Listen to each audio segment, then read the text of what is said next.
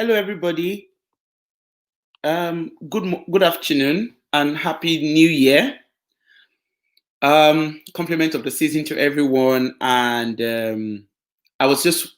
my name is Wura, and I'm going to be presenting. I'm a social worker by profession, and today we're going to be talking about the well-being wheel. And now, the reason why I remember the last time, just to recap, when I came on here, I talked about the different the I talked about the process of social work, the process of assessment in social work.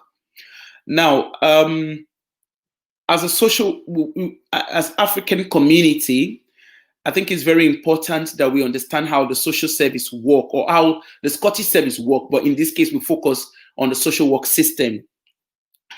And we have in school, well, we have a mode of assessment. But I think before we get to the assessment, we need to talk about the basics of how social work works, what we mean, when there are concerns, the things that we need to look out for, the things that raises concerns.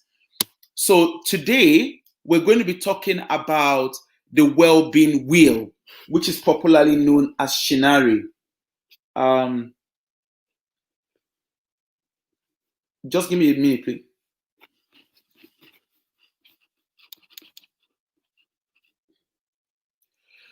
So now I'm just wondering, the well-being wheel is going to be put on the screen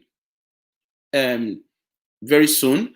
And I know that the reason why I want to be put on the screen is because I know that a lot of us will make sense of it. They will know what I mean or what I'm talking about when they see it. Because this well-being wheel, it's on our, you find it in schools, you find it, the health store will have it. You also find that, so education, yes, thank you. So education would have it. The GPs, you will see it with the GPs, if you're conversant with your GP. You will see it in youth clubs. You will see this well-being wheel in maybe like playground, just like children's play area. So now there is the well-being wheel is what is used to look at children, is what is used to look at children. It also helps professionals. It guides professionals and is meant to also guide parents, right? So for us as parents, it's possible that we have seen this wheel, and it's called mainly you see it in education, and they say getting it right for every child. Now, like I said, the whole point of getting it right for every child is to ensure that every child is safe and well, and the needs are being met. So the key features of the well-being wheel, there are four things that it's meant to achieve. It's meant to achieve collaborative work between education, between health, between parents, between social work in a place where there is a social worker involved in their lives, and to identify professionals that can help families. Then it is also aimed to help children become responsible citizens, to become confident in themselves, and to become successful learners in what they do. Now, there are 8 wheels that make up that. There are 8 well-being indicators that that helps to achieve these 4 key areas. So the first one, you have safe, which means they're expecting that the child should be safe at all times. There's healthy, there is achieving, there is nurture, active, respected, responsible, and included. But today, what I'm going to do is I'm going to take each of the well-being one after the other. So I will take my time to explain it and also relate it with ourselves as parents, relate it to ourselves as caregivers, and I'm using our as in, of course, I know I've said I'm a social worker, but I'm talking from the angle of being a parent, being a caregiver myself, and also being a member of the community, a member of our African community. So when we say safe, what do we mean by being safe? What makes us feel, what makes us ensure that our children are safe? So first and foremost, under this well-being will, I would say, was is actually carved out from the United Nations Child Right, which is UNCRC, and the indicators there covers all the sections that should enable a child thrive and become responsible citizen. So first and foremost, as a parent, as a caregiver, we have a duty to ensure that every child under our watch is safe. Now, I know the word safe sometimes is used loosely, but I think it's also important that we understand why there may be concerns and why there's a need to ensure that safety. So let's look at it this way. When we have a baby, a newborn baby, usually they can't help themselves. They're just innocent kids, very vulnerable. They cry, to get attention. They cry maybe for food, for drinks, whatever. Maybe when they saw their nappies, they would cry. And also, as adults, we are expected to respond to the needs of these children, of any child in under our watch. So, on this level, we look at safe from the angle of every child. And when I say child, in Scotland, so we have age 0 to 16. Because remember, Scotland is a devolved part of the UK. The UK system is a devolved system, which means they are divided into 4 regions, and each region has laws and policies that guides themselves. The only thing that is not devolved, the UK government obviously would look at the different regions and ensure that things align. But the only power that is not devolved to the devolved system, to Scotland and the other devolved system, is immigration. But with education, health, and every other thing, the powers are devolved to individual regions, and that's to ensure that each region is able to meet their needs according to their concerns. So, from safety, for instance, when we look at safe, having a child is a very beautiful thing for every parent or every caregiver, grandparents. We're also happy. We all love these children, but it's not just loving them that's enough. We also need to look at, okay, what do we need to ensure that this child is kept well and safe? So, for instance, for a newborn baby, we need to ensure that the baby is well fed. We need to ensure clothing to keep the child warm. We need to ensure the child there's an accommodation that is suitable. So obviously you want to have a good accommodation. It doesn't have to be an accommodation that breaks the bank, but just somewhere that that you can come home to, knowing that that child is protected in that place. And for every parent, there's no doubt, there's no parent that has a child and sets out to want to hurt their children. Every parent, every would-be parent, look forward to having their children, look forward to cuddling them and looking after them. However, in the process of that, it's up to us to make sure that that child is warm, because that's part of safety. When you leave our children without being warm, it raises concerns. It's also important that the child is in a secured home. So when I say secured, I'm using that word secured in a very loose way, whereby when a child is secured in a secured home, it means the child is with trusted adults. And let's look at it as Africans. Once we have our children in our continent, Africa, we have a very communal way of raising our children, whereby the neighbors are responsible for the care of these children.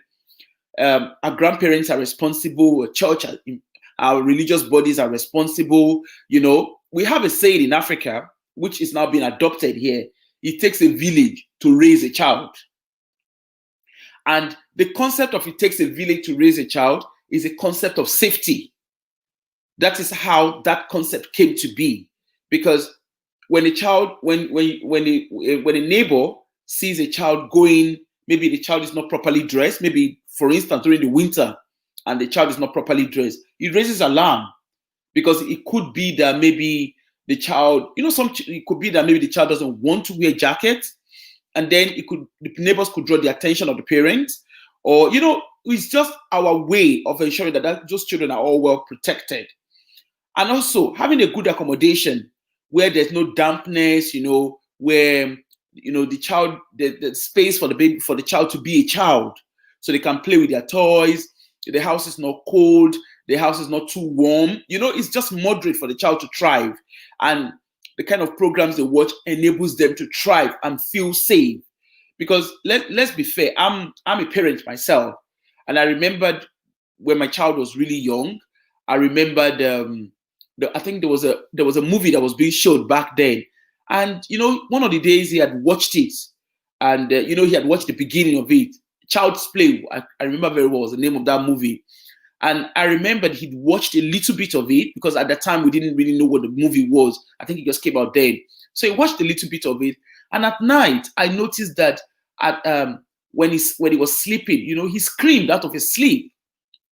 And of course, as a parent, I ran to his room, checked, he was fine, cuddled him. That's ensuring safety. That's ensuring that there's nothing. I also check to know. And that's an instinct of any parent. When our children act in a way, we want to check them. We want to make sure. It's just like when we are going out, we ensure that our children, they are at home with a safe adult, with a trusted and responsible adult that can look after them for us.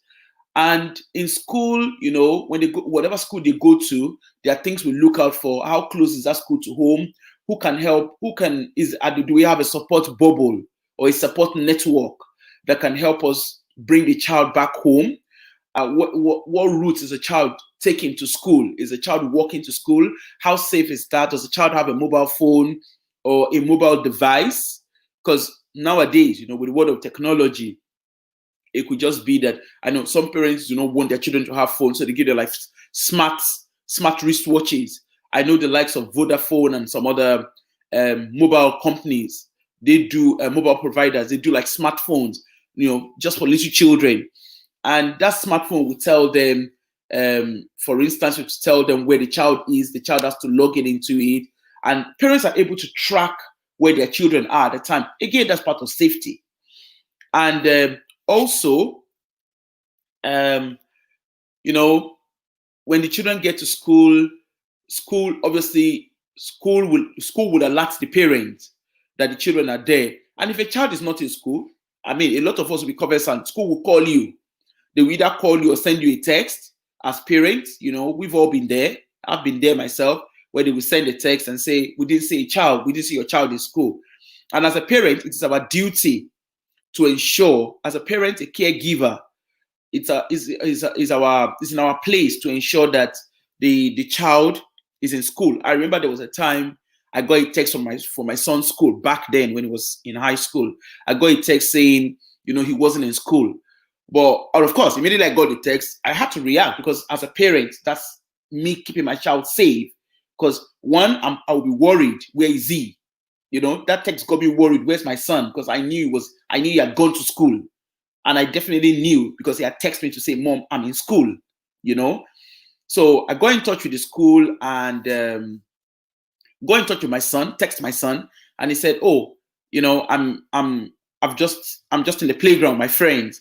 But then I got in touch with school and said, well, he's in the playground with his friends, and he was asked to come to the front for parents. Parents, you'll be conversant what I'm describing. There's your children, every child, there's a register that they have to sign in to show. I can't remember what it's called anymore, but it shows that they are in school, and that's how they keep a track of the children in school. So, he had forgotten to do it. The typical teenagers, he had forgotten to do that. But the thing was, as a parent, it was my duty in ensuring that my child is safe, is where he ought to be. So in this case, he ought to be in school, and school has texted me to say he's not in school. So that worried me as a parent, because it meant, my mind was racing. Where is he? Where has he been? Is there something that's gone wrong? You as a parent, you worry. As a caregiver, you worry, But obviously, as soon as he texted me and school confirmed that he had come to sign, that kept my mind at rest. Now, it could also be that maybe the route our children are taking to go to school, for instance, maybe in the UK we have longer night and shorter days. I mean, our winter period is our longer night. So, for instance, it's also ensuring that our children are safe, when they're going to school, when they're going to play with their friends. It's natural for me anyway. It's, as a parent, I want to know where my child is. I'm very interested in knowing if he's going to see Jane. I need to know that he's in Jane's house, because that puts my mind at rest. And if he's leaving Jane's house, and he's going to see John, it's important that I know where he is, because that's how I've raised my child to understand. And also for me as well, when I'm going anywhere, maybe I'm going to work, my son knows I'm going to work. But then when if I'm from work, if I'm going somewhere else, I would inform him, because it's important. That's a way of understanding that mom is safe and he is also safe, Then also, in the area of safety, it's also looking at, some children, they have allergies. These are maybe foods. It's also important, like for for parents whose children get school meal, or whose children buy meal in school. So the free school meal, again, I know our audience is a Scottish audience. We live in a Western country. So most of what I'm saying, I'm deliberately centering it on our life here, our realities here. So for the free school meal, I know school usually would send a form out to parents asking if there's allergy. That's part of safe. That's part of ensuring that child is safe, whereby, they are aware if the child has an allergy, they know what to give to the child in order to ensure that he's safe, even in the food he consumes. Also, maybe some children, they drink specific type of water. Some children cannot drink water from bottles because they're allergic, to plastics. Some children are allergic to lactose, just different things. But those allergy, once those form is filled, it ensures it's important. The school ensures that the child is safe while they're in school. And also, if they're going to childminders, for those of us who have younger children, and our children are going to childminders, it's important as a parent that, we want to look at, where's my child going to? Who is this childminder? Someone like me, I'm very observant about where I go to. So maybe you go into a house, or maybe the childminder's home. It's important that you look around, ensure that that environment is safe for your child. Right? And again, these are just basic things. They look very basic. I know as Africans, we do it naturally.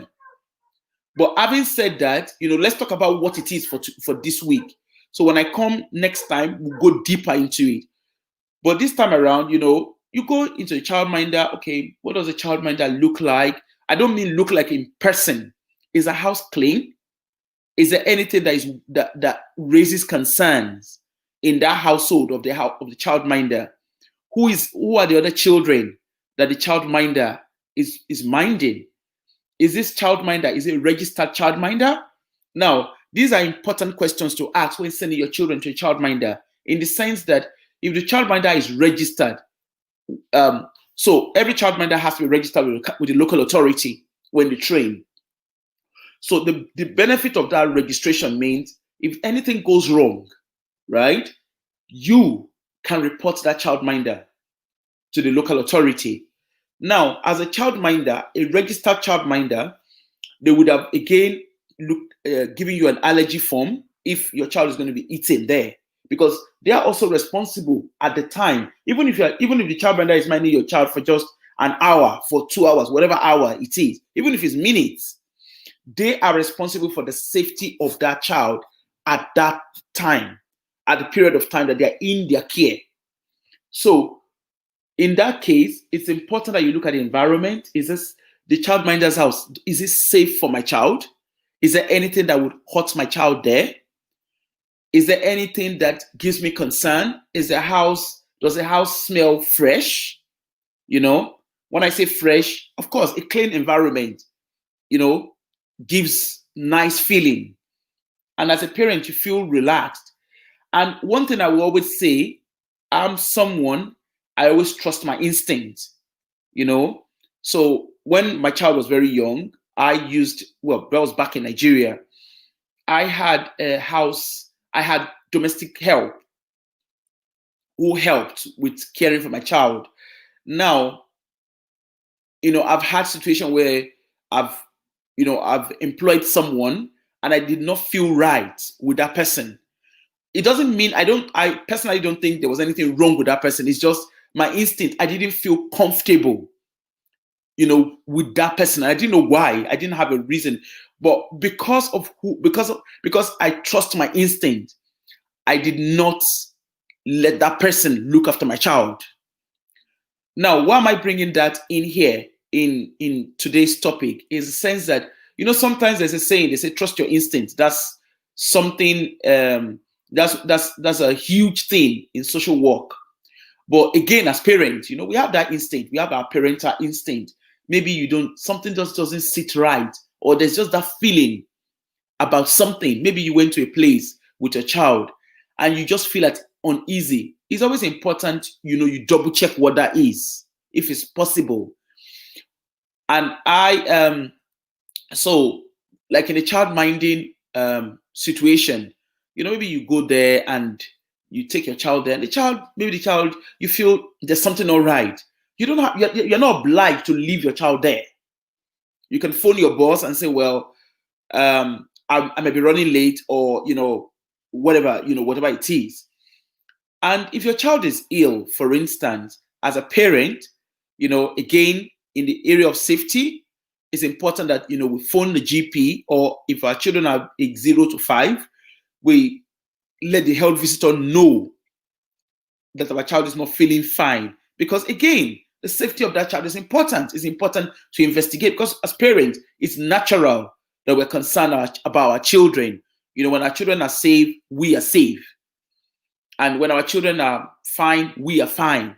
But when something ruffles our children, it does impact on us as parents. So, I mean, then for school, for instance, it's important that, you know, you look at the environment of your school, of the child's school.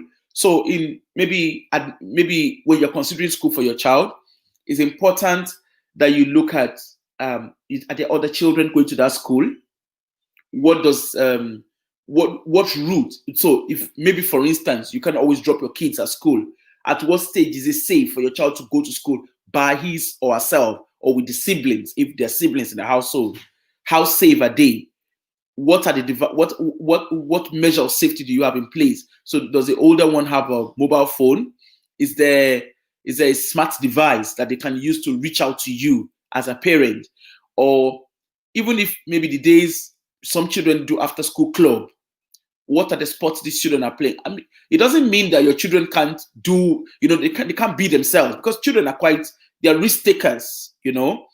So like I remembered very well, my son loves playing football when he was younger. He still plays it, but obviously he's more of an adult. He's an adult now. But when he was younger, you know, go play football. I wanted to know where he was playing the football. I wanted to know who he was playing the football with. I wanted to know the club. When he got signed up to his club, I wanted to know what club he was playing for. Because these are things I should, as a parent, I have a duty to know where my child is. I have a duty to know how my child gets to where he's going. You know, so I always ensure, I remember when he was younger, I always ensure that he always had the extra money in case he didn't feel safe being where he was, or something went wrong, for instance. It was just, I mean, there was never a reason for him to use the extra money, but it was just something that we had in place at the time. So then, you know, for us as Africans, our children, you know, we as Africans were quite religious.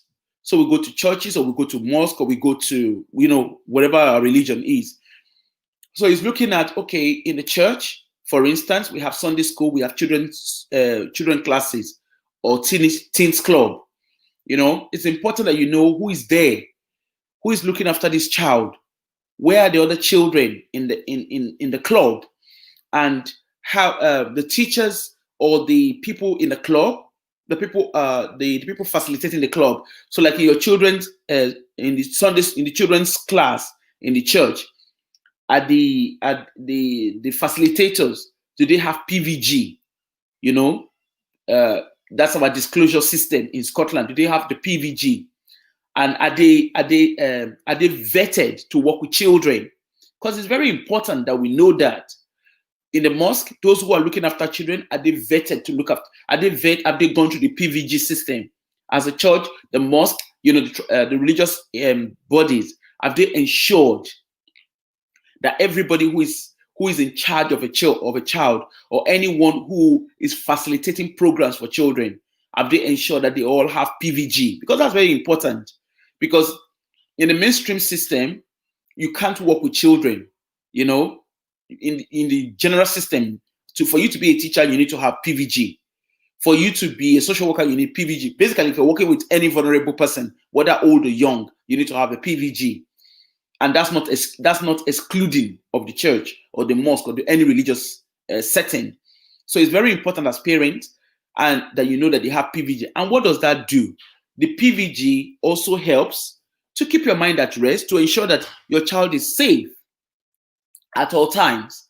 Because if the person who is looking after the children's school, the children's Sunday school teacher, for instance, if that person is PVG'd, it means you know that they've been vetted, and you know that they've been vetted. They've been vetted to look after children.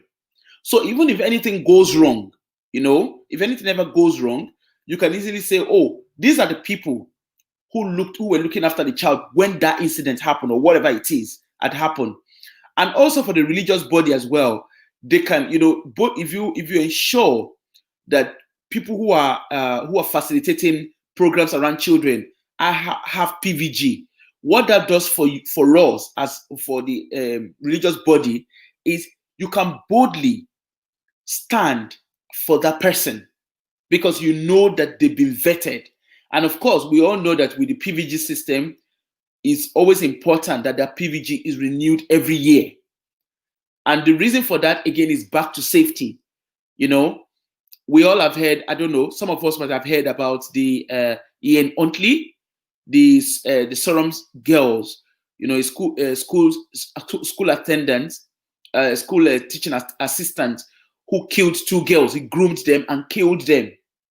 Now, one of the reasons why that was missed, he had changed his name and his PVG did not record his previous offense. I'm not saying that's what it is with everybody, but it was very easy to miss that out. And of course, over the time, things have tightened up.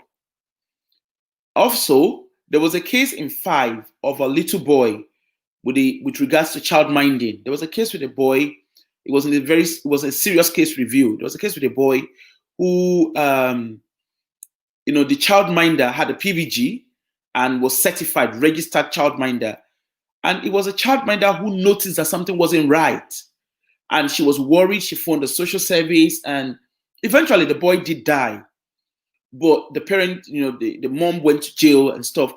But the point I'm trying to make in all of this is that childminder had a duty of care because it had a PVG, so they had a duty of care. It had a duty to protect the child.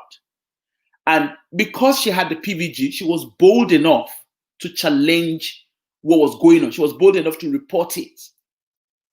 So in the area of safety, we are all expected to ensure that children are safe at all times and protected from harm. It's that simple. There is no way around it. Even though it takes a village to raise a child, it boils down to the safety of the child. It boils down to protection of the child because children are very vulnerable. They're lovely human, but they're very, very vulnerable. Also, in the angle of safety, it's important that we know what our children are watching on the TV. What is their TV time? What are they watching? What content are they absorbing? If a child who is watching content, a very sexual content, that could impact on the way they behave, whether at home or outside. it could also impact on their vulnerability, because if they are watching very explicit sexual content, they don't know. They probably, when they meet someone who someone who makes them vulnerable, they might not know what to do differently, because what they watch at home makes it feel acceptable. Also, in the area of safety, I need to touch on the elephant in the room: social media and smart gadgets, right? So a lot of us as parents, in as much as we love our children, a lot of us as parents, we've let them, we let them have Facebook accounts, we let them have Instagram accounts, and TikTok. They have TikTok. As a children and family social worker, I've lost counts of social media platforms that children go into. And children, they're naturally curious, because that's who they are. They're just learning. They learn everything. They're like sponge. They're soaking in everything that they hear and learn and see. So social media is a big, big area, and the biggest challenge for us as parents. And I say challenge in the sense that when it comes to safety, we've heard of children who are being groomed. Pedophiles, is very easy for them to groom kids. And children, most of these adults who groom children, they usually would use, some of them would use pictures of young children like themselves. And children being children, sometimes they click not realizing what they're clicking on. So what I'm trying to say here is important as a parent. Yes, your child can have an iPad, but it's important that you know what that child is looking at or watching on the iPad. It's important to have parental guide like Sky TV and Virgin Media. I'm not too sure of other medias, but for Sky and Virgin Media, I know that they have the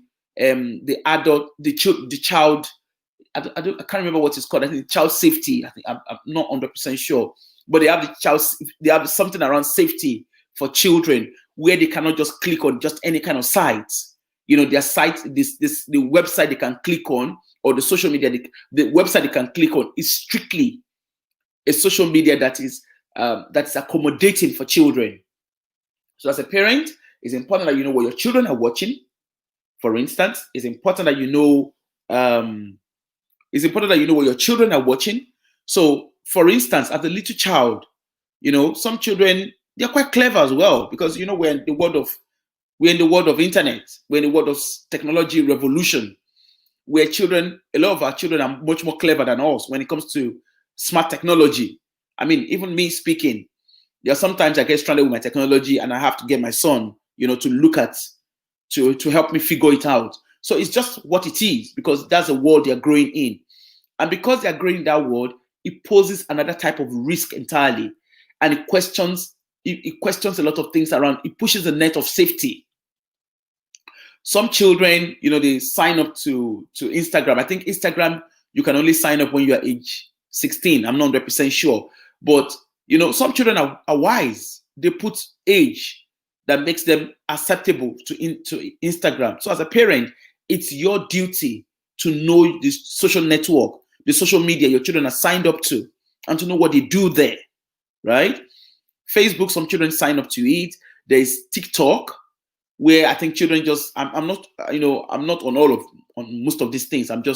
But TikTok, people go on it, children go on it. These are very vulnerable places for children, particularly our very young ones. And I'm using the word children loosely. So I'm talking of age 0 to 16 in this stage. Kids are quite vulnerable. And, again, with the coronavirus, a lot of children are bored, because it's not natural that we're all just locked at home. In the past, we're able to go around and do our own thing, but now we're confined to our home. We can only go out if there is a need for us to step out. So in this situation, what happens? Kids, want to play on their phone. They're having more phone times. They're having more TV times. So it's important you know what they're watching. For Instagram, it's important you know what they're doing there. Who are their friends?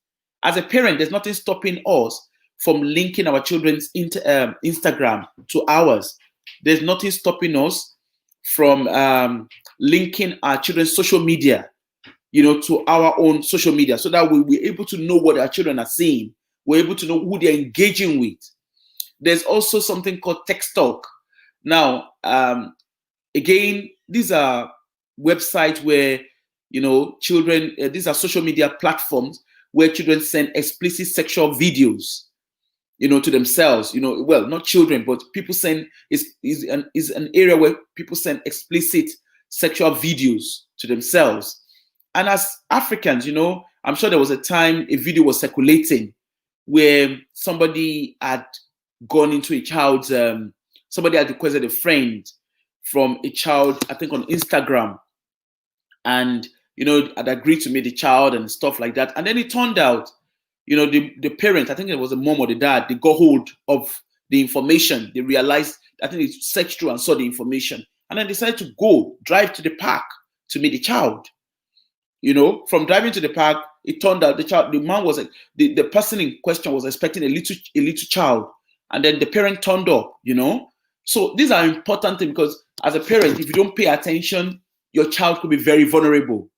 And again, it comes back to the whole safety thing again. Also, who are the friends that your children are keeping?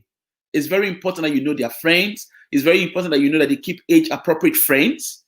They are exposed to age-appropriate learning. They are exposed to age-appropriate information. Music industry, again, is something, there are a lot of things that we need to ensure that keeps our children safe, because it's not just safety as in mom and dad being in the house. It's about who are the adults that these children are going to. Do these children understand that they don't speak to strangers? And who is a stranger? Do we have that conversation of who is a stranger with our children? Because it's important that they do not become vulnerable, because that's our key area, our key aim in safety, where our children do not become so vulnerable that they have to conform to doing things that will jeopardize their safety. Then also, for us as parents, we also need to look at, apart from the social media, YouTube. A lot of children are signing up to YouTube nowadays, and they're having YouTube channels and stuff. What are these children? What are the content they're putting out there? So when I say content, in this case, some children talk about different things. Are they adults? Is there a guided adult who is able to help that child navigate their way in social media? Because again, social media can be quite brutal. There's a lot of bullying that goes on social media. There's a lot of grooming that goes on social media. So in those days, maybe bullying used to happen physically, but then there's grooming now happening, because again, we're in the world of technology revolution. There's grooming around body shaming. So what are your children? As little children, children can be quite mean to each other sometimes. They might see it as a joke, but then that thing called joke could have gone the extra way for that child, for the child at the receiving end. So it could be bullying around body shaming. Maybe they could laugh at them. Oh, you're too fat. And that begins to impact on the child. Maybe some children have ended up having eating disorder because of bullying.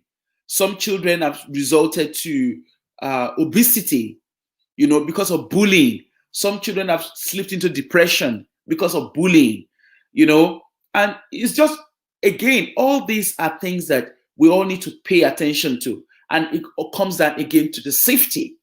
Now I'm rushing through all of these, and I'm touching through on a lot of things at the same time, but it's going to be in sessions where I will break it down. So next week, I'm going to be looking at the role of the school in ensuring safety, and helping, and in order to make sure that our children are safe there at all times, because the school has got that responsibility. So as parents, we'll look at the role of the religious community. We'll look at the role of social work as well in ensuring, because in as much as we're talking about safety, putting out information out there, it's also important that we also engage with the community to understand the cultural differences. because we know that in the African community, our parenting is a very communal kind of parenting. But of course, we're coming to a country where parenting is more individualistic. In Africa, as parents, we decide what happens with our children. But obviously here, the child is at the center. The child it's done this, it's the same thing, it's not that it's done differently. In Africa, you know, we all, uncles, aunties, all of us are all involved in ensuring that, you know, things work for our children. Oh, thanks so much, Regine. You know, it's important that all children, you know, that all things work for our children. But at the same time, in this country, while we have a communal way of looking at things, while we have it takes a village to raise a child, where, you know, neighbors are responsible, you know, grandmoms and granddads are responsible. Even those of us who are here in diaspora, we find that our families back at home, they're still responsible for the way we look after our children. For instance, I'll give myself as an example. I know for a fact, you know, I have a child, and sometimes I will call on my older friends. You know, maybe there's something I want to discuss, and I feel, my child will probably understand it better from a different perspective, you know. And when I say older friends, very close family friends, I'll call them, oh, please, you know, can we all talk to this child together? It's not because the child is being bad. It's just, again, it comes down to it takes a village to raise a child, you know, and we all celebrate together, you know. That's just the success of it. But in the midst of all of this as well, we also need to start asking ourselves, you know, what are the things that can jeopardize the safety of our children, right? So we know in the African community, we use the word aunties and uncles loosely because that's our culture. You know, any black man, I remember when my son was young, he used to ask me, Mom, how come I've got so many uncles? How come I've got so many aunties and so many daddies and so many mommies, so many grandmas and so many granddad? You know, these are things that we can relate with as an African community, because our culture is a culture of respect, and our culture is a culture of acknowledging our elders and acknowledging, you know, knowledge and generational knowledge that has been transferred to us. However, in the midst of these uncles and aunties, you know, sometimes as Africans, because of kind of community, because we have a communal way of raising our children, you know, sometimes we have shop owners who are African shop owners, and for some of us who are got younger children, you know, it's possible you leave the child there and say, oh, maybe you bring your child to the shop with us, because these are things we'll do naturally. We'll probably bring our child to the African shop and then say to the shop owner, please, can you help me look after my son? Let me just quickly nip to Tesco's, or let me just nip to a nearby shop, you know, and get something else. Because of that trust, we can leave our child there. While that is a good thing, there's also there's also questions around that as well, in the sense that we're leaving that child trusting that that adult is a safe adult around the child. But it's possible that that adult could actually be posing danger to that child.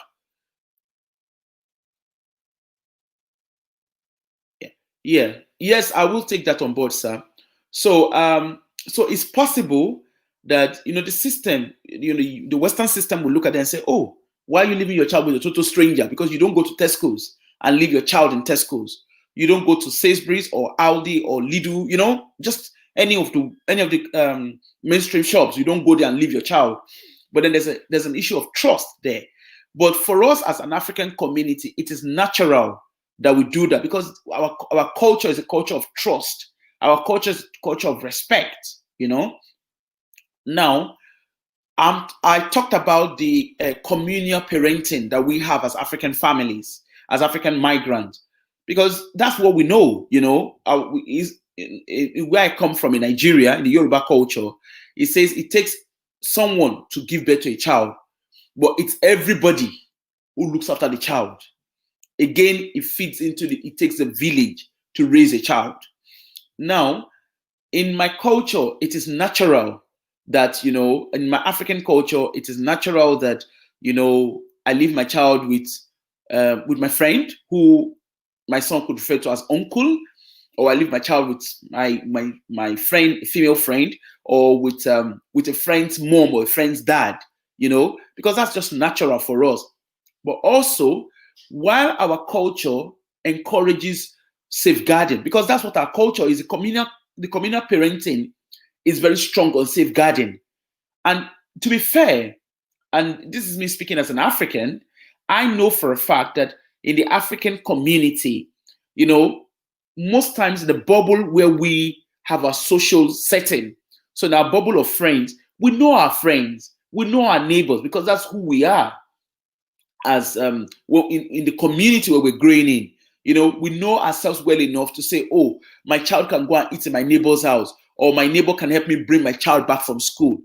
But then the difference here in the Western country is, in Scotland, for instance, is they don't understand the cultural differences. And that's where we're going to talk about the dilemmas of culture, of lack of cultural competence.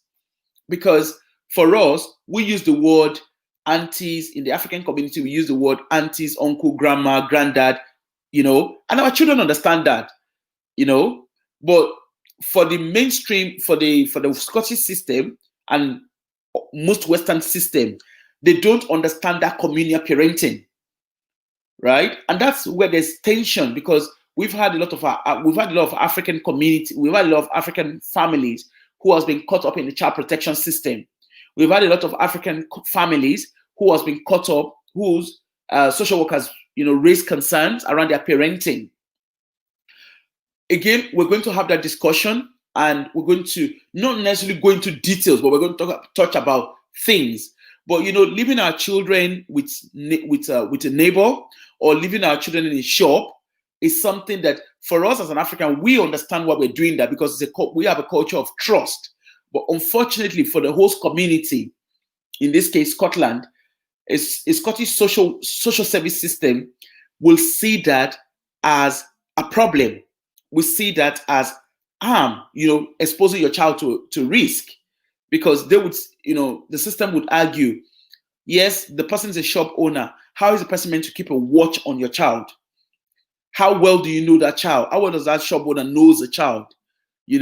But for the African perspective, the African migrant perspective, the shop owner is most likely to know everybody.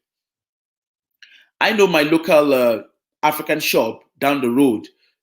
When I go in, the lady will like, hi, Wura, how's your son? Because the African community is quite a friendly community. We tend to know ourselves.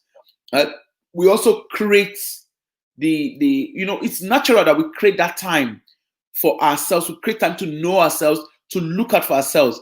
I know there was a particular African shop I used to go to. Oh, I do go there, not always anyway. But sometimes, I'll get a text from there. Oh, hello, Miss Wura, how are you? We've not seen you. My sister, I hope you are fine. Again, it's very interesting because they will use my sister for me. But I'm not related to them. In short, they're not even from the same place as me in Nigeria. But it's just natural that we call ourselves my sister, my brother, my uncle, my auntie, my mommy, that kind of a thing.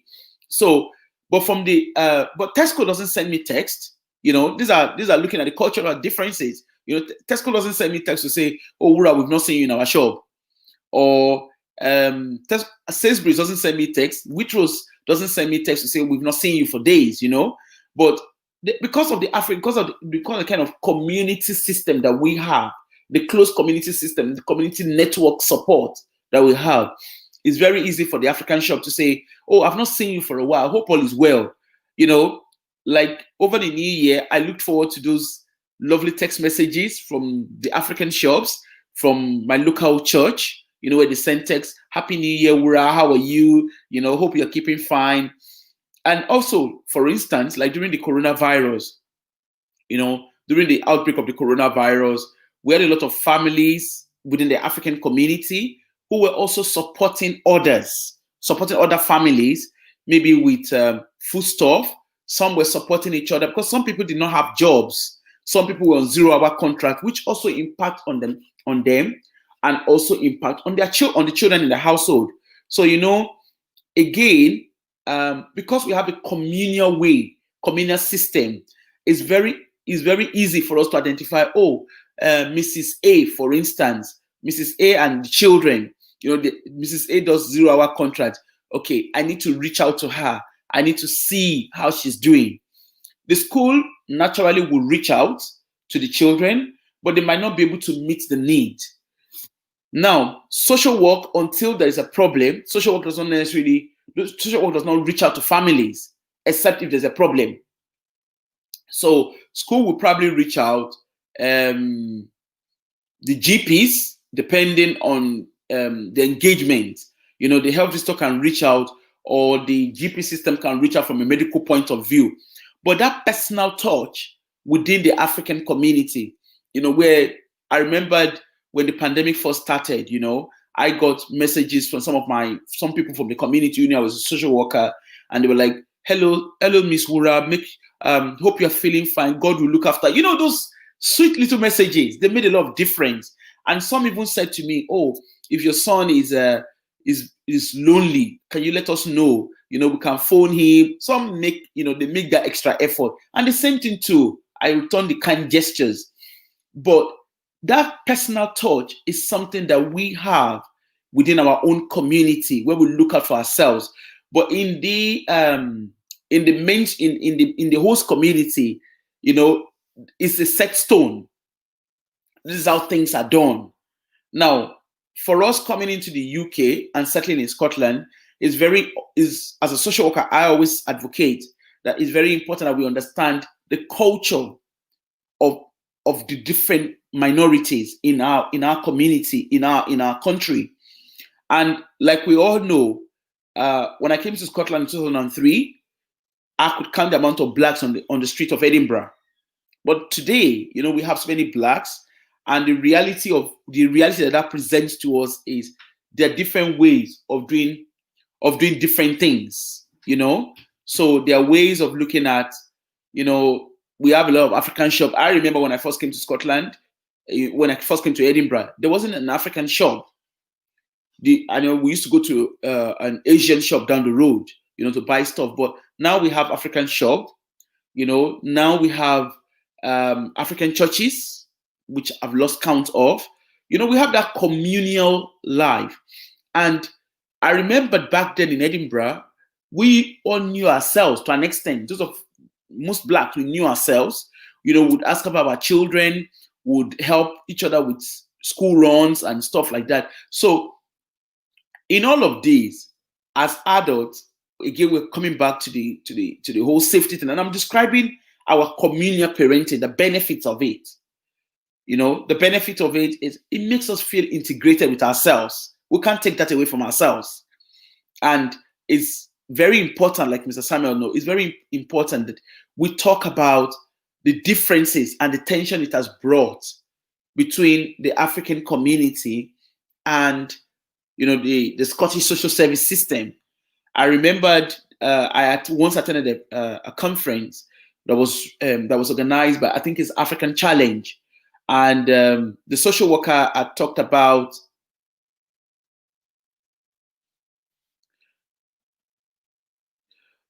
So the social workers that came on board, they talked about the fact that they didn't understand the whole, when they've had situations, when they have dealings with African parents, they didn't understand this whole thing around what's it called? Saying aunties and uncles. They felt parents were lying. But then when it was explained to them that in the African culture, it is natural to say, it is natural to call a friend auntie, for my children to refer to my friends as auntie or uncles, mommies, daddies. It's just natural.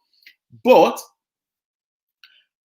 for social work system, also in Scotland, there is a lot of push most recently around cultural competence in understanding the difference in culture and parenting and the way we integrate, the impact of immigration in the integration of migrant community.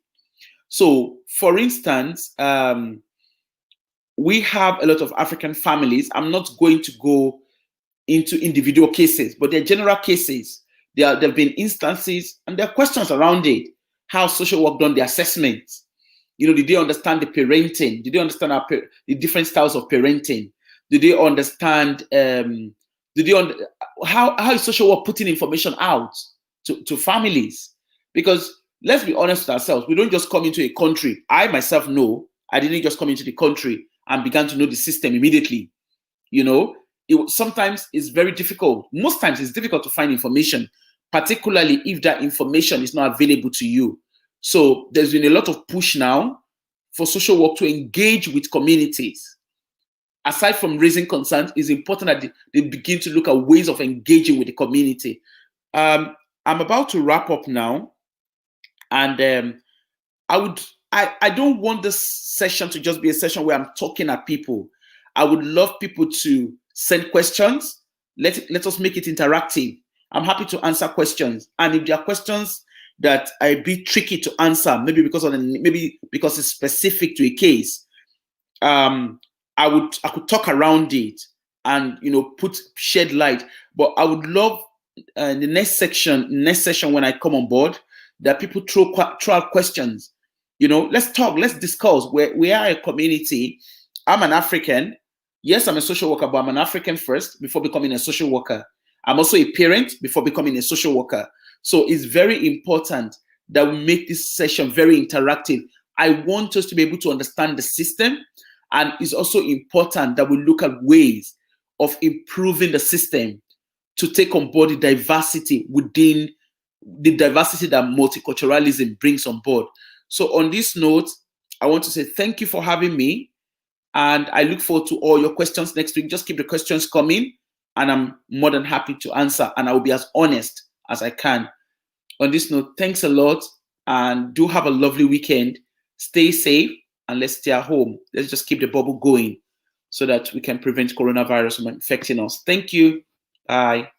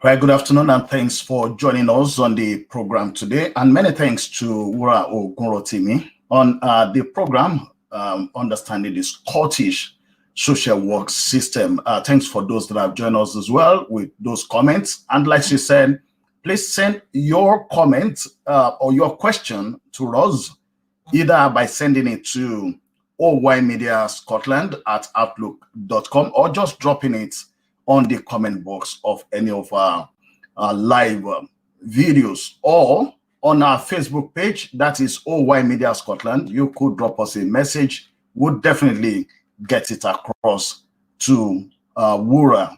But for the meantime, do stay on with us as we prepare for the next round.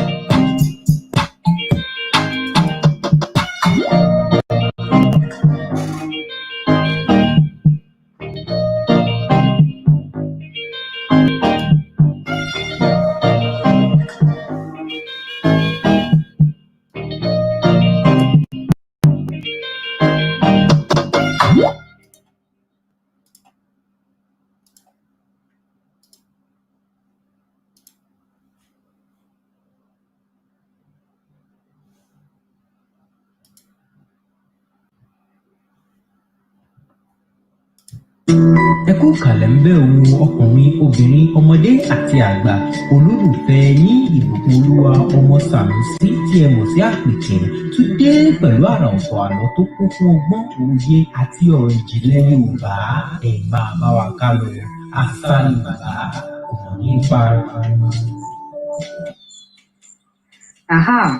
Mo kí wa kú pọ̀pọ̀ ṣẹ̀ṣẹ̀ ọdún o. Ṣé ọdún lọ tó ń dùn? Ṣàtìpẹ̀ràn, ṣàtìpàdìyẹ, ṣàtìrẹsì. Tèmi ń kọ́. Àkọ́ ọdún Kérésìmesì. Ọdún tuntun tó dẹ̀ ń bọ̀ lọ́nà yìí. Àbáwá láyé wa. Ní ọ̀sẹ̀ tó kọjá, à ń bá ìtàn àkàrà ògùn ògbójú ọdẹ nínú igbó Irúnmọlẹ̀ bọ̀. A ti sọ bí wọn àtàwọn òbí ẹ̀ ṣe rìn. Bó náà ṣe bẹ̀rẹ̀ ìrìn àjò ẹ̀ lọ sínú igbó Irúnmọlẹ̀ ní ìgbà ìkíní àti àwọn ohun tó ti bẹ̀rẹ̀ sí ní bá pàdé. Ó ti bá àwọn irin lóríṣiríṣi pàdé. Ìrìn àjò ẹ̀ náà ṣì ti ń tẹ̀síwájú. Láti ọ̀sẹ̀ tó kọjá, a sọ bí irin kan ṣe fún ní àtàrí tó jẹ́ oògùn amúbíná. A ó máa tẹ̀síwájú. Bí ó ti fún mi ní oògùn náà tán, ó bá ọ̀nà tirẹ̀ lọ. Èmi náà sì kọ ojú sínú igbó, mò ń wá ẹran kiri. Bí mo ti rìn díẹ̀ tí àwọn ẹranko ṣáà ń kọjá lójú mi, tí mo sì ń wá àyè àti nǹkan mọ́ wọn, mo tún rí ọkùnrin.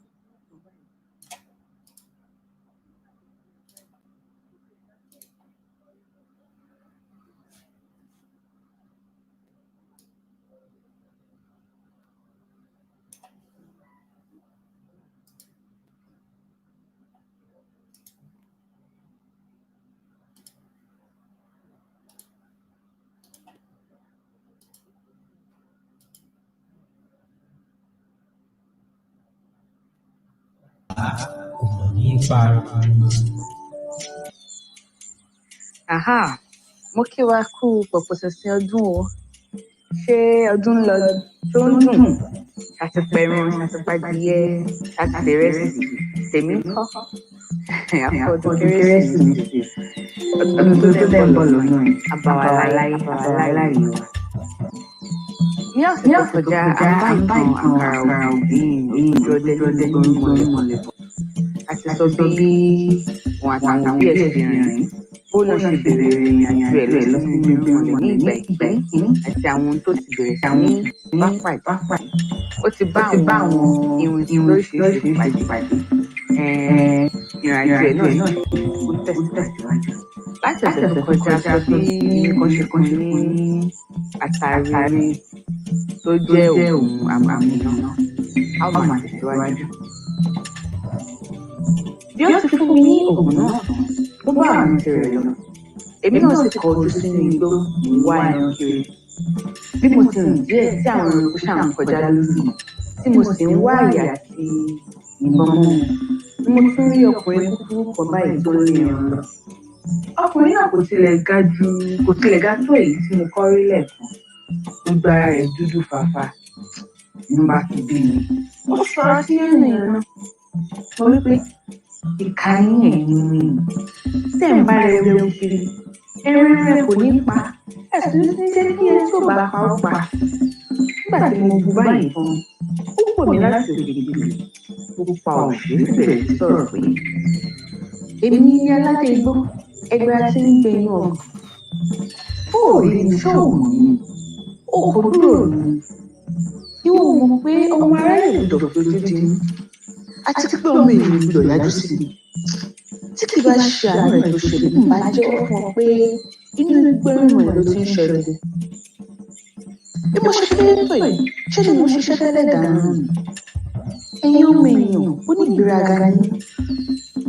Ẹ kó onídà sóde. Ẹ sọ pé ìrìn aṣọ. Ẹ máa náwó ní ìnákùn nítorí àti ayé nìkan. Ẹ fẹ́ kára lọ́rùn. Ẹ ní ọjọ́ tí kò ṣeé ṣe. Ẹ gbàgbé pé yọ̀yọ̀ ni aráyé ń dà ní. Ẹni tí ó bá kú lónìí, wọ́n lè lóru ẹ̀ lọ́la. Nígbà tí ènìyàn bá dá ọwọ́ lé nǹkan, ọmọ aráyé á máa lọ. Ṣùgbọ́n tí nǹkan náà bá ti yọrí sí i, ọmọ aráyé á tún máa yìn. Kò sí ẹni tí wọ́n lè gbó. Wọ́n máa bú tálákà, wọ́n sì máa bú olówó. Wọ́n máa bú bọ̀rọ̀ kì í, wọ́n máa bú gbajúmọ̀. ìgbà tó bá wù wọ́n pẹ̀lú wọ́n á tún máa bú ọba ó máa bá ọ̀nà tẹ lọ èmi náà dẹ̀ máa bá ọ̀nà tẹ lọ ìtọ́lọ́run ò ní mú lọ. báyìí náà ti sọ sí i tó bára rẹ̀ lọ ọ̀rọ̀ yìí ti wà pátápátá. níṣẹ́ làwọn iṣẹ́ àwọn ìṣá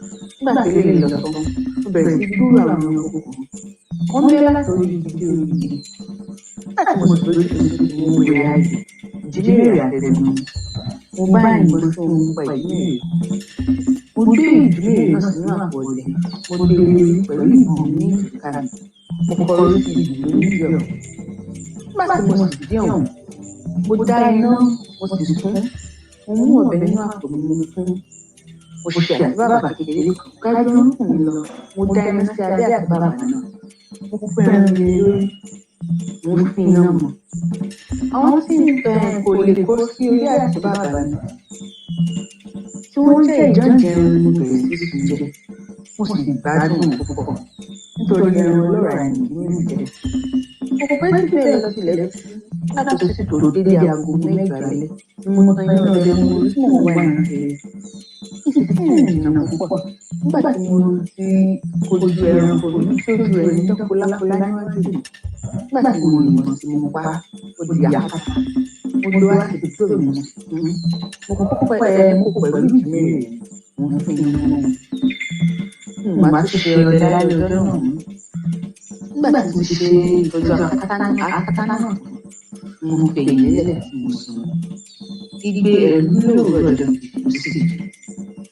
nígbà tí ọjọ́ kejì mú èyí tí ṣe ọjọ́ kẹta tí mo ti wà nínú ìgbóná rẹ̀ mo jẹun mo jó mi sì yọ bọ̀bọ̀ mo tawọ́ ìgbìmọ̀ mo kí dáadáa mo gbé àpọ̀jẹ mi tó kọ́ èjìká ó di inú gbọ́ ó dùn mí pé mo ti jẹun gbàgbé àwọn òkùnkùn rẹ̀ tí ìgbà gbé lọ́wọ́ mo fi púpọ̀ nínú wọn sí ìdí ọ̀pẹ náà àfi àwọn ta ìbọn mi àti àdáyìn mi lọ́wọ́ wọn kò rìn jìnnà púpọ̀ nígbà tí mo bẹ̀rẹ̀ sí ríran ṣùgbọ́n mo kò fi ara balẹ̀ wọ́n sáká ni ní àkókò tí má sì rí ààyè ìmọ̀ sí wọn ni mo dúró kọ̀ọ̀kan tó ń bọ̀ níwájú gbígbà pé ènìyàn mẹ́fà ń bọ̀ àṣé ewu lójú mẹ́rìndínlógún mi mo pẹ́ tí àwọn ọdẹ ti máa ń sọ̀rọ̀ rẹ̀ lójú mi àgbákò ni orúkọ ẹ̀ jẹ́ nígbà tí mo rí ìrúbà ní mo bá máa purọ́ ó dé fìlà ẹ̀yìn ó wọ ẹ̀wù òjé ó sì wọ̀ péńpé kan báyìí tí a fi àwọn ṣe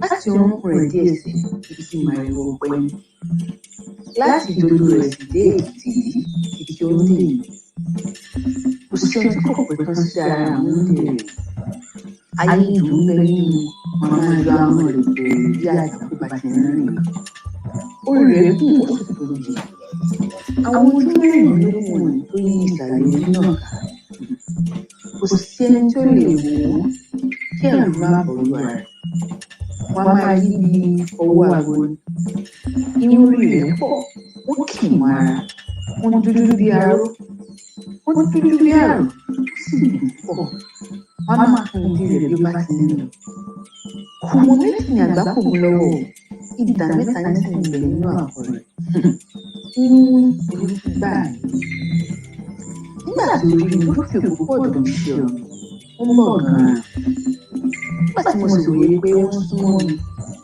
mo pe ògiri sí i mo ní kí ọ̀nà gbé mi mo ní kí ọ̀nà gbé ọ̀nà sì gbé sínú igbó ṣùgbọ́n bí ọ̀nà ti ń gbé dé inú igbó gan-an ni ọ̀nà gbé mi pa iwájú rẹ̀ ni mo sì bá ara mi èrò ń kà mí mo tún ní kí ilẹ̀ gbé mi sí ojú ọ̀nà ilẹ̀ sì gbé mi lóní mo tún ti ń dé ojú ọ̀nà tí mo wo iwájú mi àgbákò ni mo tún rí lẹ́yìn náà mo tún gbé ògiri mo ní kí ọ̀nà gbé sínú igbó kí àwọn okùn igbó dé ọ̀nà sì gbé o okùn sì dé mo bí òun ti ń dé inú igbó ni mo tún bá ara mi níwájú rẹ̀ tí okùn bẹ̀rẹ̀ sí dé nígbà tí okùn sì fún mi dẹ́ndẹ́n mo kí mo tún ní kí okùn fún mi sílẹ̀ kí ilẹ̀ gbé mi sí ojú ọ̀nà nǹkan náà sì rí bẹ́ẹ̀ bí mo sì ti dé ojú ọ̀nà tí mo wo iwájú mi àgbákò ti dé lẹ́yìn ìlú àìyò mo múra ìjà èmi àtún sì bẹ̀rẹ̀ sí í ja ìjàkadì àjà títí tí kò sí ẹni tí ó ń gbé ẹnìkan lulẹ̀ nínú wa. Òun gbọ́ gbogbo wa lára. Ojú mi pọn kankan. Tí òun náà sì rẹ̀ lùdù. Ọkọ̀ kí ní jáde bẹ̀rẹ̀ sí dán koro. Nígbà tó pẹ́ ó rẹ̀ mí, ṣùgbọ́n kò rẹ̀ mí. Mo tú ọwọ́ mi lára rẹ̀, ṣùgbọ́n òun dì mọ́ mi. Nígbà tí òun pàápàá sí rí i pé ó ti rẹ̀ mí jù, ó tú ọwọ́, ó sì fi ọwọ́ bọ inú àpò rẹ̀. Ó fa àdó kan lọ. Nígbà tí ó sì gbà ní àbàrá, àdó náà di àfìgbé ẹnu. Àgbákò jókòó bẹ̀rẹ̀ sí bu ẹnu. Ó kù fún èmi náà láti bẹ̀rẹ̀ sí ní. Nígbà tí a mú ìdé ìdájí tí mo sinmi díẹ̀, ó sọ fún mi pé èyí tí mo mú á bẹ̀rẹ̀ sí ní jà, tún bẹ̀rẹ̀ sí. Nígbà tó pẹ́ díẹ̀ láti ń jà, mo tú ọwọ́ mi sásẹ́yìn lè mú fa àdáyé.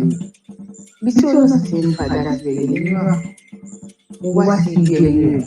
Mo fi gbogbo agbára mi gbé àdá mi, mo ṣá mọ́ ní ìpàkọ́. Ṣùgbọ́n ṣe ni àdá mi dá sí mi tí apá kan rẹ̀ ká ó sì yẹ rárá. Lẹ́yìn náà ni ó yọjú padà sí mi. Ó wò èyí tí ó dá sọ̀rọ̀ nínú àdá mi. Ó gba apá kan tí ó kù. Nígbà tí ó sì fi ẹnu wọn pa ara wọn. Ààrí ọjọ́ àdá dídá mọ́ ó dàbí àtẹ̀yìnwá ni. Lẹ́yìn ìlú ló sọ fún mi pé kí a máa bá ìlú. Òtún wá rẹ̀ náà o. Ṣé ni mo ní hàn bí agídí? Mo sílẹ̀ ń bá ìjà náà lọ. Mo tún gbé àdá mi. Mo ṣá wọn ní ẹ̀gbẹ́. Kí n sì tó fa ọwọ́ mi sẹ́yìn, ó pàpà ṣá mi ní ọwọ́ tí mo fi gé àdá náà. Ó ké sọ́dún kàdákàdá. Mo bá ìdílé lọ sílẹ̀ mo ń jà kúrò. Bí tí mo ṣe ń lò ra ìrìn àgbákò fún ọwọ́ mi tí ó ti sọnù. Ó fi kọ́kù tètè tí ó kù. Ó sì fi tọ́ sí ọwọ́. Ó fi ra ọkùnrin ibi tí wọ́n ti bàjẹ́. Lọ́kàn, lọ́wọ́ náà ti di ọ̀kan náà ìgbà tí mo wá. Kò sì mọ̀ pé nǹkan ti lè ṣe mí. Lẹ́yìn ni ohun tí ó sì bù sí ẹ̀rín fún mi pé kí a máa bá ìjà wa lọ. Ẹ̀rù wá bà mí wáyé pé ìjẹ́ kọ́ ló ń bọ̀ ẹ̀. Mo bá ké mo ń yára igbó èrò ọ̀rẹ́ wá gbà mí o. Gbogbo nǹkan tí ń bẹ nínú igbó mọ̀lẹ́ dé. Àwọn ewé jọ sí apá, àwọn ẹranko jọ sí apá. Àwọn ẹyẹ sì péjọ sí apá kan. Ṣùgbọ́n àgbákòsọ́kùn rẹ̀ nìkan nínú wọn. Ó fà ń dìde ní ilẹ̀ àti ń bá ìjà wa lọ. Mo bá yí ọ̀nà àyè. Mo sì ju ọ̀nà àjù mi. Ìjà náà pọ̀. Gbogbo ewé kò pa lọ́lọ́. Gbogbo igbó dá kẹ́sẹ́kẹ́sẹ́. Nígbà tí a ti pẹ́ díẹ̀ tí àwọn ènìyàn yìí wùwà, mo rí tí ọ̀kan nínú wọn rọra tọ́lù mi wá sí ojú ìjà. Ó jọ̀wọ́ sí àgbákò kò ní sílẹ̀. Àgbákò ṣe bẹ́ẹ̀. Lẹ́yìn náà mú àwọn òbí kan fi fún mi mo sì jẹ́. Mo ti jẹ́ àwọn òbí tán ni ẹ̀mí tuntun sọ sí inú agbègbè. Agbára sì tẹ̀wájú agbègbè ènìyàn mẹ́rìndínlógún. Mo bá pagoro sí àgbákò. Mo dì í yàn mú. Nígbà tí mo sì fún un ní ọ̀rọ̀ dáadáa, ó ké bí ẹran, àwọn ẹni sì pariwo. Ṣùgbọ́n nígbà tí mo gbìyànjú àti gbé kúrò ní kí n dá ní àdápa, wọ́n kò ní ẹsẹ̀ padà lójú kò dúró nàgbàngàn. Lẹ́yìn èyí ni inú gbìyànjú tó ń gbé oní ẹsẹ̀ méjèèjì tó sì ju ìpá sí ìkejì tó fọ́ ní ẹ̀yìn mọ́lẹ̀. Náà kò lè ṣe é. Ó kọ́ mi ní ẹsẹ̀ ayé ìbá kò ní gbèsè. Gbogbo ara rẹ̀ dúró láti lẹ́sìn. Èmi rẹ̀ dàbí ìjì-líle. Lẹ́yìn eléyìí wá dáná sí ilé. Ó fi hàn mí pé àgbákò ni òun sí. Ó fi ẹsẹ̀ lù mí. Ilẹ̀ sì là ní abẹ́ ẹsẹ̀. Ó gbé àti ìsìn òun. Nígbà tí mo dé inú ilé náà, ọkàn ni mo bá ara mi. Kò sì rí àgbákò. Títí mo fi tilẹ̀ gbé ìgbé ojú kan àgbákò mi àti ọjọ́ tí à ń lọ sí òkè lánàá ni wọ́n tó rí. Ẹ máa gbọ́ nípa ẹ̀ níwájú. Ojú mi rí ní ilé kí tó lè jáde nínú ibẹ̀ yìí. N kò ní fẹ́ láyé. Bí mo sì dé ọ̀run kan, mo máa rántí ẹ̀ pẹ̀lú. Ìrìnàjò àkàrà ògùn ṣe kí ni nínú lè sí. Tẹ́tí ìjà wọn àti ìgbà kò lè ní ìgbìmọ̀. ìjà kékeré tún lélẹ́yìí o. Bẹ́ẹ̀ bí ọ̀pọ̀lọpọ̀ ó tún máa jà nínú ìrìnàjò ìlú pẹ̀lú mi. A ó máa tẹ̀síwájú ní ọ̀sẹ̀ tó ń bọ̀. Ní ọ̀sẹ̀ tó ń bọ̀, a ó sọ bí ìrìnàjò Àkàràmú ṣe rí nínú ilé tó ti bá ara rẹ̀ yìí. Ẹ má jẹ́ ká mọ̀ wípé nínú ilé tó ti bá ara rẹ̀ yìí kò sí ọ̀nà fún láti jáde púpọ̀ ní ṣùgbọ́n jẹ́ kí n fi ìyẹn pamọ́ ìbí tó ń bọ̀ náà. Títí ọ̀sẹ̀ tó ń bọ̀ ẹ̀yin náà sì ń kọ́ mi òkè adé ni àwọn kan mọ̀ lórí jẹ́ títí ọ̀sẹ̀ tó ń bọ̀ náà. Ẹ má sì tún wọ́n ṣe jẹ́jẹ́ ló wà ní sílẹ̀ lọ́nà ó ti di nǹkan náà.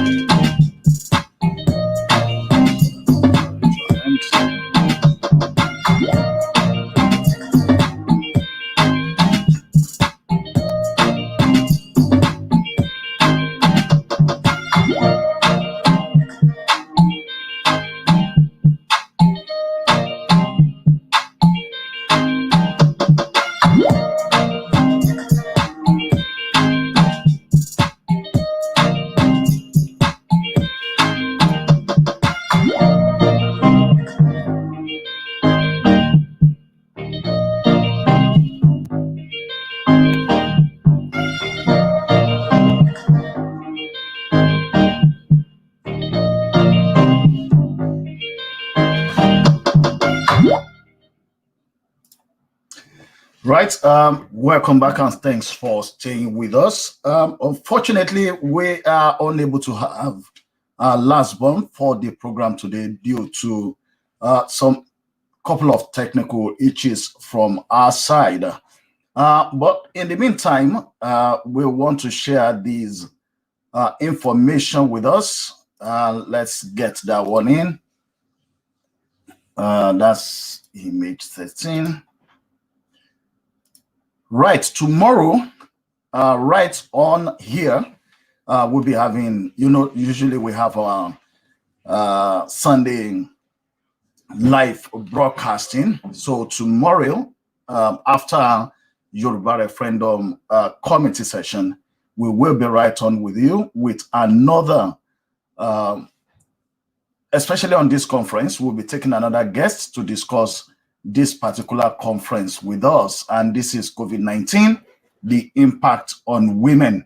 We'll be taking that one on after the referendum committee session tomorrow. The referendum committee session starts at 6:15. So please do join us then. But remember also that our program starts quarter to 6 with Itanlede Yoruba. We have every new sessions on Sundays for Itanlede Yoruba, and then we'll have a repeat version on Saturday. I mean, just for the purpose of those who might have missed the session on Sunday to catch up on Friday. And of course, right on our news highlight session, we'll be taking that on, and after that, we'll be coming to the end of the program. So please do stay on with us.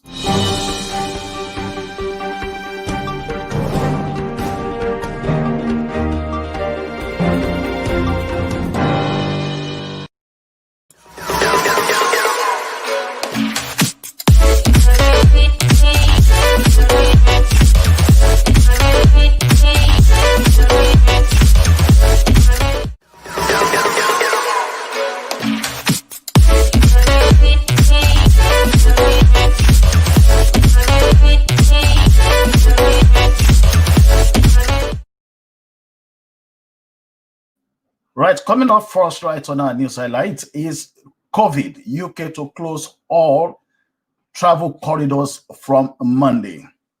The UK is to close all travel corridors from Monday morning to protect against this risk of as yet unidentified new strains of COVID. The PM has said anyone flying into the country from overseas will have to show proof of a negative COVID test before setting off. It comes as a ban on travelers from South America and Portugal came into force on Friday over concerns about a new variant identified in Brazil. Boris Johnson said the new rules will be in place until at least 15th of February. A further 1,280 people with coronavirus have died in the UK within 28 days of a positive test, taking the total to 87,291.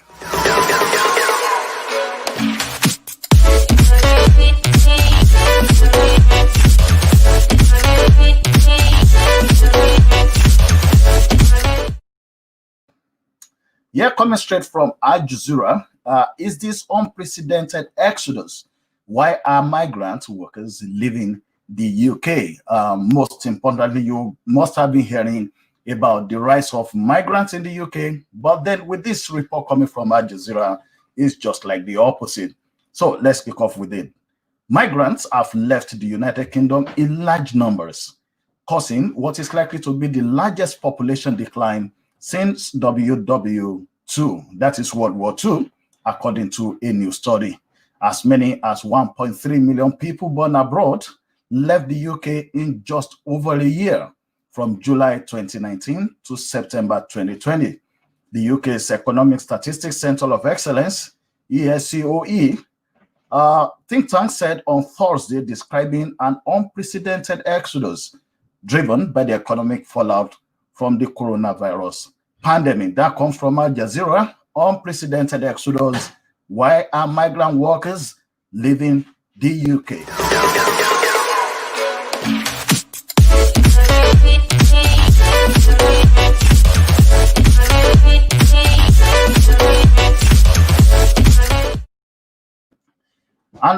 As per the coronavirus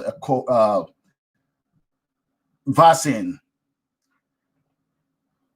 we've got this coming all the way from Scotsman. The Scottish government withdraws vaccine rollouts over sensitive information. Nicola Sturgeon has revealed Scotland's vaccine plan has been temporarily taken off the Scottish government website after the UK government raised concerns about sensitive information in the document on the projected supply of vaccines. She said while the government has sought to be transparent on its target for rolling out the vaccine, the UK government had commercial confidentiality concerns about what was published.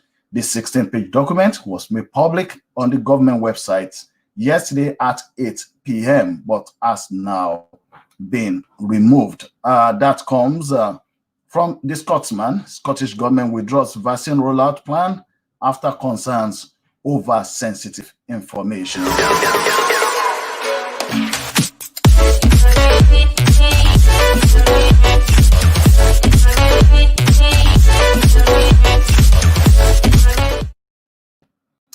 And of course, for us in Africa, everyone is interested, or almost everyone is interested in what is happening in Uganda. And I've got this straight on from Al Jazeera for the 12th of January 2021. Uganda's Museveni says social media shut down ahead of 10th vote. Obviously, there have been updates since that report, with the report putting the president ahead of the opponents. So technically, Uganda President Yoweri Museveni has been again voted into power. But just quickly take this one because it was a sort of a concern during the course of the week, especially when it comes to shutting down the social media. Uganda President Yoweri Museveni has said his government shut down social media 2 days before the country heads to the polls, accusing Facebook and unnamed outside groups of arrogance after the social media giant this week removed Ugandan accounts linked to its re-election campaign. That social channel you are talking about, if it is going to operate in Uganda, it should be used equitably by everybody who wants to use it, Museveni said of Facebook in a national address on Tuesday.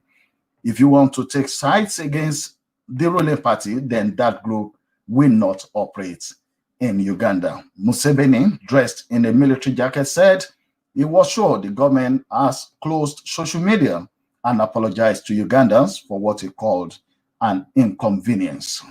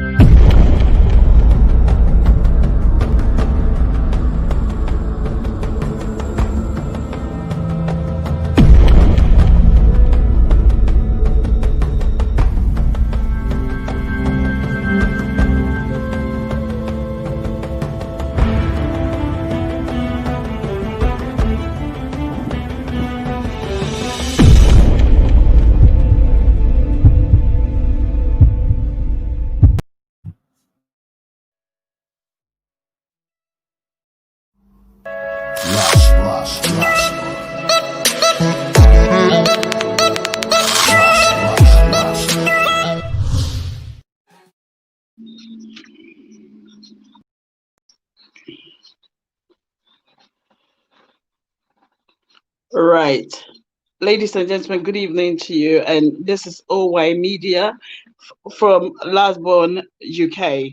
Okay, but today I couldn't come on time. The reason being is like I'm facing a little bit of challenge, but that's why the CEO came and give you a bit of the tip regarding to COVID-19 vaccine. The vaccine, people are really scared about the vaccine.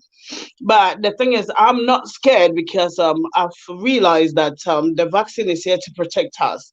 So, I mean, I don't see the reason why people should panic or get worried about it, because this vaccine is here to help each and everyone. And looking at it carefully, lots and lots of people also are saying that they will put chip, they would do this, they do that. It's never like that. But because I couldn't come right on time and the time is catching up, I mean, it's a bit like not right. So viewers, you need to forgive me, and it's not going to repeat itself because I'm having a little bit of challenges because I mean, you could see the coronavirus is not also helping the situation. It's not like I've gotten it, but I got a few calls that came in through my phone that people are in the hospital calling me about it, and also I was advising them regarding to that because I was held on the phone for so long and I couldn't, because my friend is in Lewisham Hospital. She's on ICU, so it's a bit worrying. And I told her she will be fine. So that's why that kept me. People keep calling me about it. So with the COVID-19 is sweeping the whole UK off. And you know how much the lockdown is affecting, because when we go on to lockdown, I guess too much stress. But my main advice to you is don't panic about the vaccine. Vaccine is not here to hurt you. It's here to, I mean, protect you. Instead of you dying, you should even consider the fact that the vaccine is going to protect you and also keep you alive. All right. Who can get the COVID-19 vaccine? The NHS is currently offering the COVID-19 vaccine to people most at risk from, I mean, the surgery. And in England, the vaccine is being offered in some hospital and also pharmacies at hundreds of local vaccine center running by the GP and the largest vaccine center. More centers are open all the time, okay, but also it's being given to people age 80 and also over, people who live or work in care homes, right? So I'm sorry to make such a sign, all right, but I'm going to also consider you. It will be better for you to take your vaccine from your GP surgery. Why? Because he know your history. But also, if you think the centers also are convenient to your use, do it.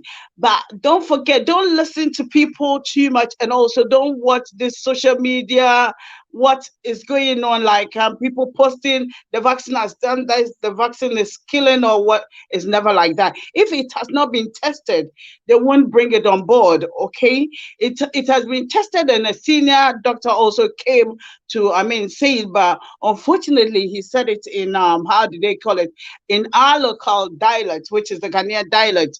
So don't panic. And also remember in 1999, when we were entering into 2000, people were talking about the fact that when we hit into 2000, everything is going to stop working and nothing is going to work and whatnot. But I'm going to beg off you, it's not here to kill you at all. But next time I'm coming early to break it down properly to you. So also I'm going to let you write today's date to also keep it in your, I don't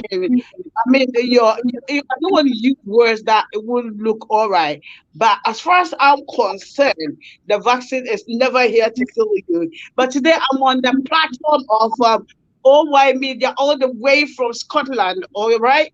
It gives you the great news and also things that is in in the diaspora that is going to help you. So don't stop watching OY Media, all right?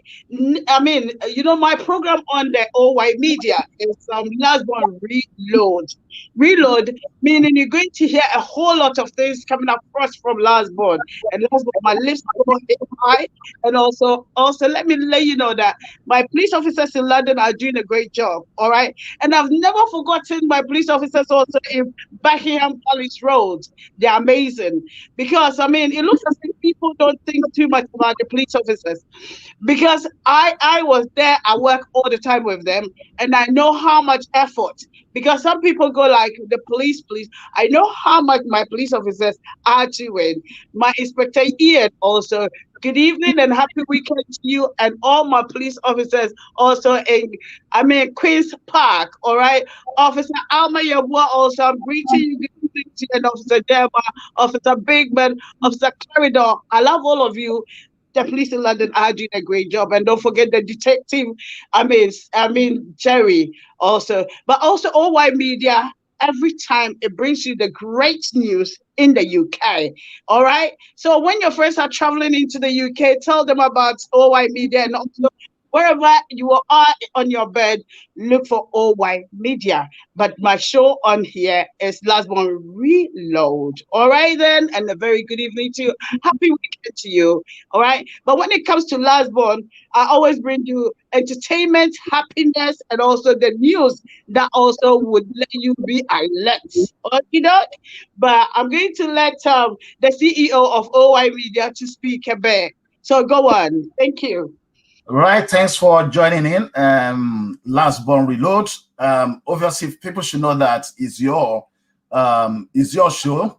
So I'm just coming in because I'm just coming in just to show my face. But then also, I mean, you've spoken about the vaccine that is out there, and some people have concerns.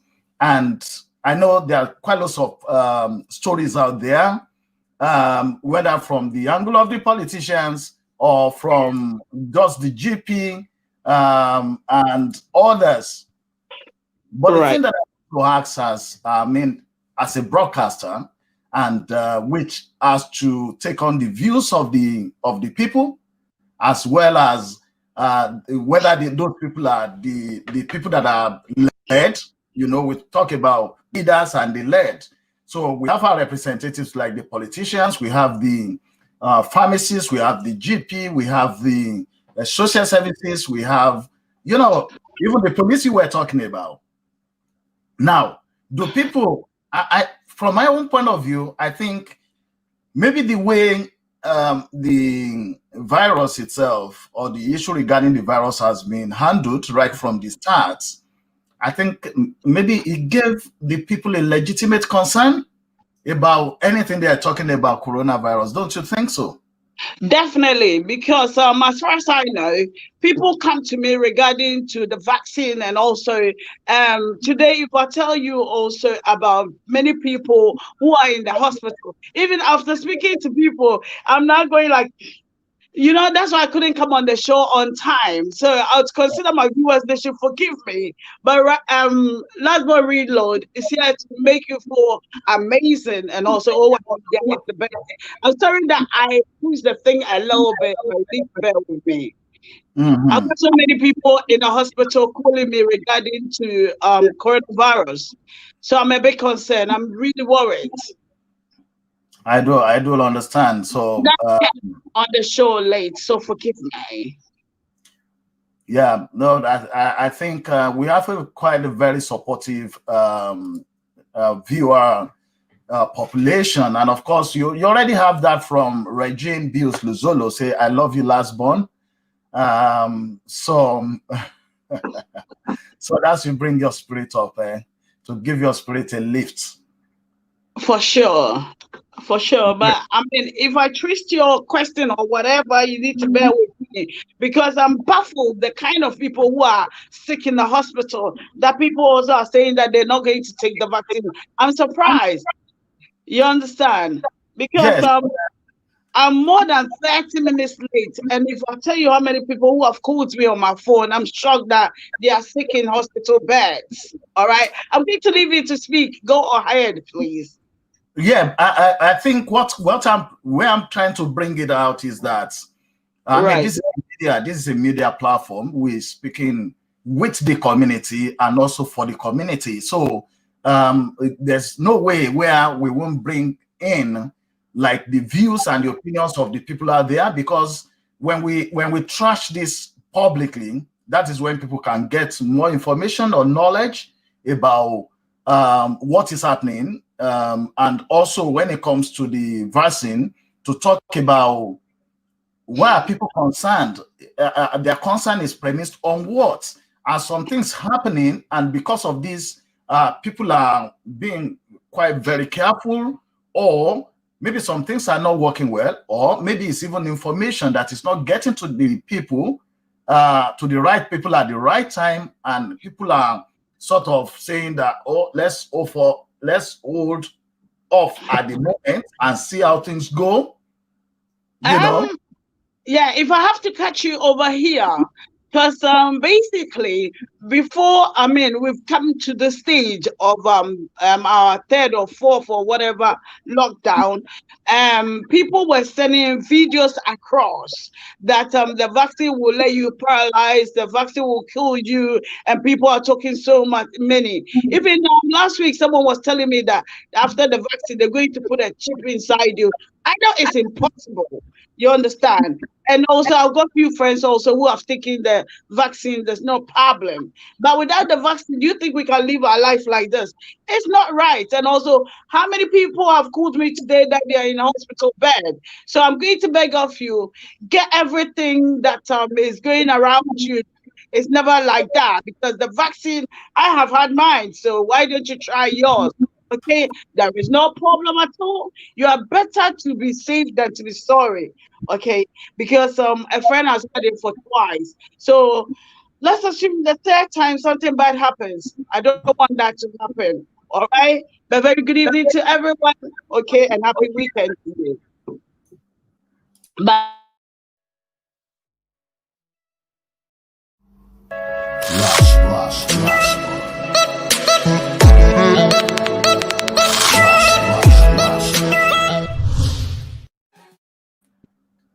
Yeah, Right. I mean,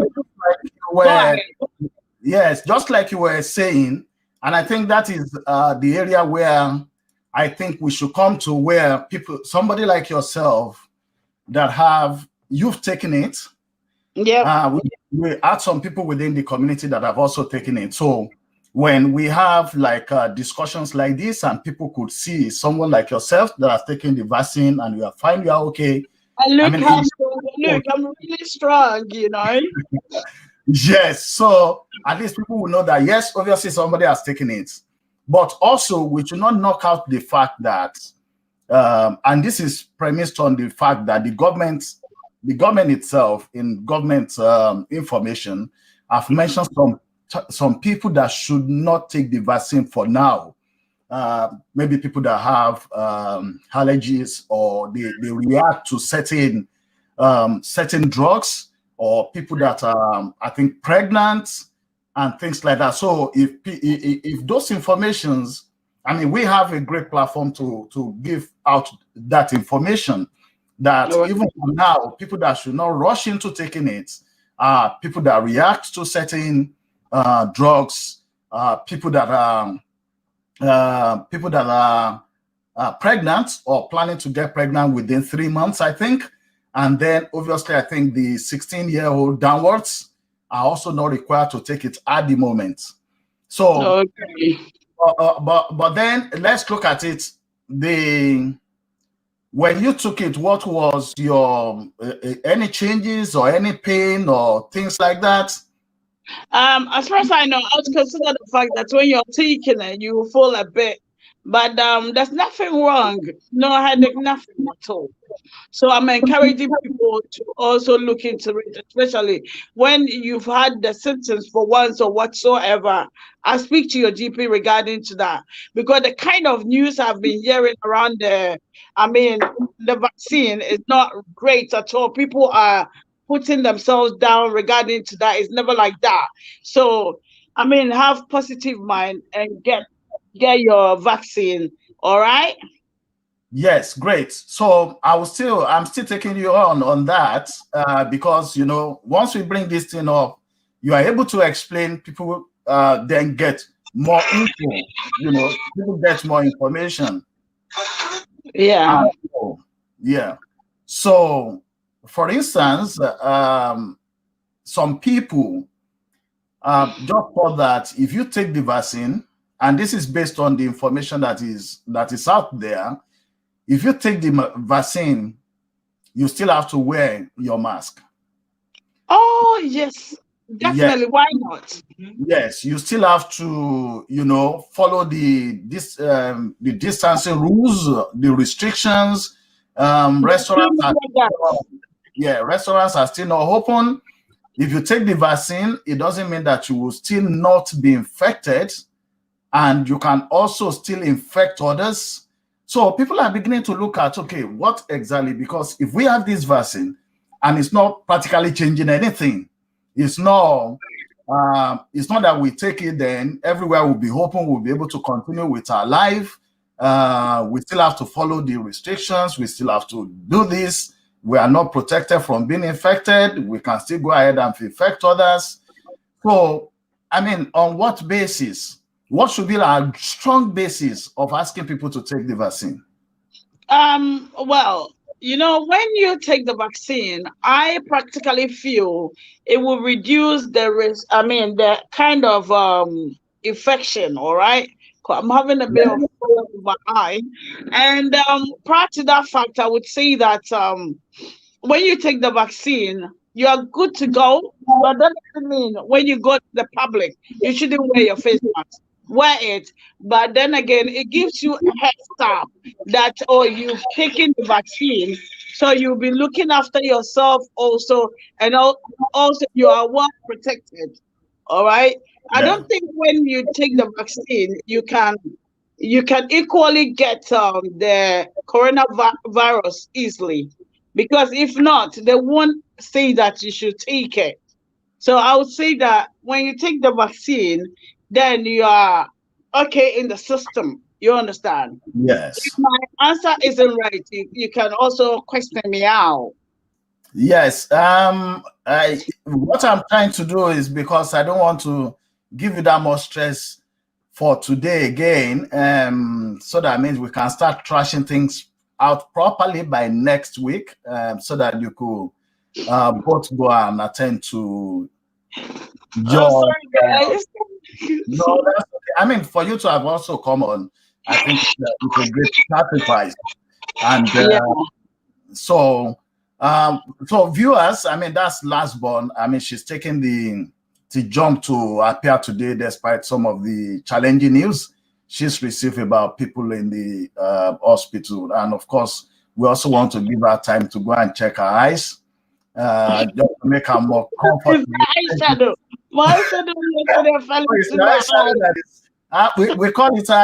We call it eyes wiper, or is it wiper? Yeah. I'm sorry, guys. So I'm sure by next week we'll be able to look properly into this issue of vaccine, or maybe other things that you might have to bring to the people. So I would say thank you for having me on your show, because I'm just stepping in. I tell you what, you're more than the army officer in the UK, because I could see that you are articulate, and also, you know what? It's just like having my police officers around. It's not like someone should say that why does she always call the police officers? I know they put too much effort into their work. So you guys should not use the case, because I was working with them. And it goes to all the train drivers in London, because I was working with them and doing a great job as well. Okay. Not forgetting the Beckerley line train drivers as well. So thank you so much. And this is OY Media from Scotland. And also this is Lastborn reload, guys.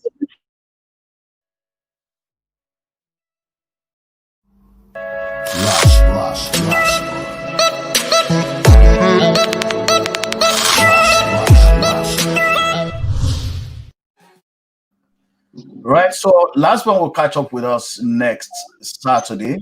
Time is 4 p.m. So we have to push it a little bit today, just to accommodate those earlier glitches. So thank you very much, Lastborn. I won't say thank you for coming in, because I mean, you should be the one telling me that thank you for coming in. So thank you so much. I really appreciate you. You understand? You're doing a great job. I could see that. All right.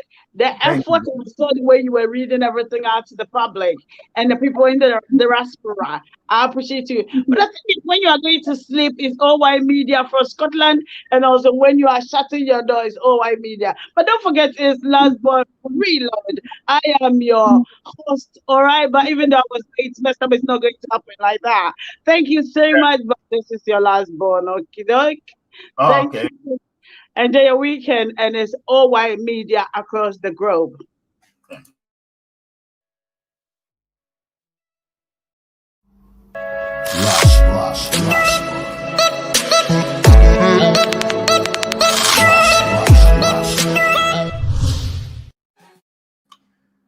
Right, thanks for everyone that has joined us for your patience. Lastborn will be right back next Saturday, and that's same time at 4 p.m. UK time.